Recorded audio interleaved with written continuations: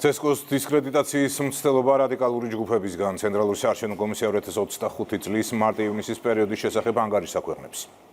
საუბარია ქმედებებზე, რომელსაც გარკვეული ჯგუფები მიზანმიმართულად სხვადასხვა მედია საშუალების თუ სოციალურ ქსელში ეწევიან. ანგარიშში კონკრეტული ფაქტებია მოყვანილი.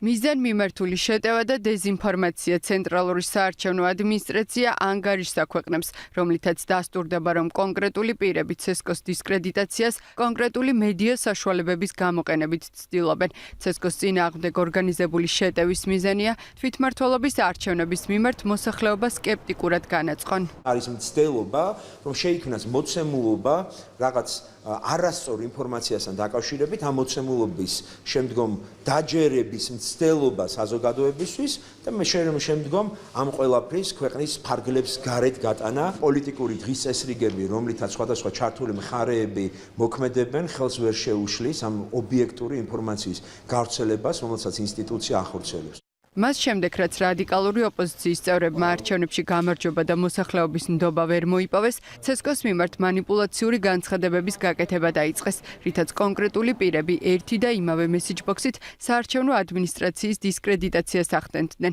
CESCO-ს ანალიტიკურმა გუნდმა რადიკალური ჯგუფები ფაქტებით ამხილა.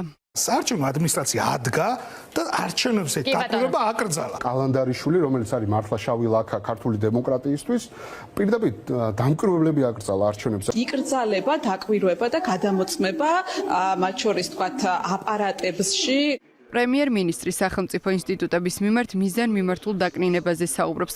აცხადებს, რომ კონკრეტული ჯგუფები დავალებებს ქვეყნის გარედან იღებენ. სახელმწიფო ინსტიტუტების დაკნინების მცდელობა არის ერთ-ერთი მთავარი ხელწერა, რაც ახასიათებს რადიკალურ ოპოზიციას. ეს არის პირდაპირ დავალება, ხო? ზოგადად სახელმწიფო სტრუქტურების დაკნინება, მისდელობა უпроსორად, მათ შორის ძალოვანი სტრუქტურების და მათ შორის ცენტრალური საარჩევნო კომისიის მიმართ დისკრედიტაციის კამპანიის წარმოება. ეს ყველაფერი არის გარე დავალებები, თუმცა არსებობს კვლევები, სოციოლოგიური კვლევები, რომლებიც ადასტურებს იმას, რომ უკლებრივ ყველა სახელმწიფო ინსტიტუტის რეიტინგი აჭარბებს 50%-ს, ანუ მოსახლეობის უმრავლესობა ინდობა ძალიან მყარად სახელმწიფო ინსტიტუტებს.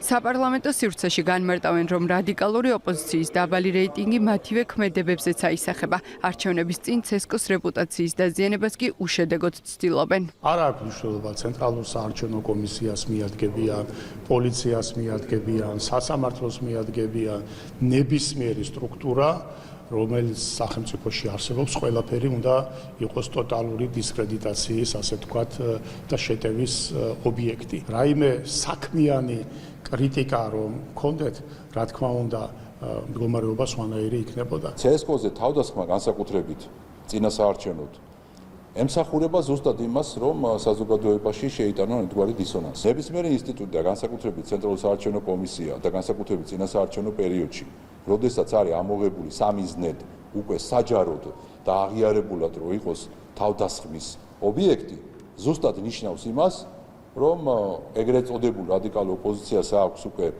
გააზრებული, რომ მას წაგებული აქვს ეს არჩევნები. ცენტრალური საარჩევნო კომისიის ანგარიში 2025 წლის მარტიდან ივნისის ჩათვლით პერიოდს მოიცავს.